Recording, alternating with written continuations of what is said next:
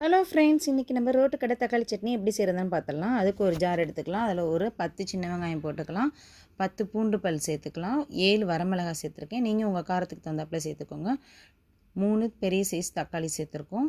ஒரு சிறிய துண்டு புளி சேர்த்துக்கலாம். தேவையான அளவுக்கு உப்பு சேர்த்து இது எல்லாத்தையும் மிக்ஸி ஜாரில் குறப்பாக அரைச்சிட்டு வந்துடுங்க. இப்போ ஒரு கடாயில் எண்ணெய் ஊற்றி கடுகு கருவேப்பிலை போட்டு தாளிச்சிடலாம். இப்போ நம்ம அரைச்சி வச்சுருக்கதை இதோட சேர்த்து நல்லா கிளறி விட்டுடலாம்.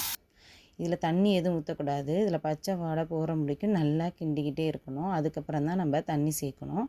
தண்ணி சேர்த்துட்டு அவ்வளோ சீக்கிரத்தில் பச்சை வாடை போகாது. இப்போ ஒரே ஒரு கரண்டி இட்லி மாவு சேர்த்துருக்கோம். இதுதான் இதோட சீக்ரெட்டே. இட்லி மாவு சேர்த்து தண்ணி ஊற்றி கலக்கி நல்லா கொதிக்க வச்சிட்டோம்னா, கொத்தமல்லி போட்டு இறக்கிட்டோம்னா நமக்கு ஒரு சூப்பரான ரோட்டுக்கடை ஸ்டைலில் தக்காளி சட்னி ரெடி ஆயிரும். நீங்களும் உங்கள் வீட்டில் ட்ரை பண்ணி பாருங்கள். இந்த ரெசிபி உங்களுக்கு பிடிச்சிருந்துச்சுன்னா லைக் பண்ணுங்கள், ஷேர் பண்ணுங்கள், சப்ஸ்கிரைப் பண்ணுங்கள்.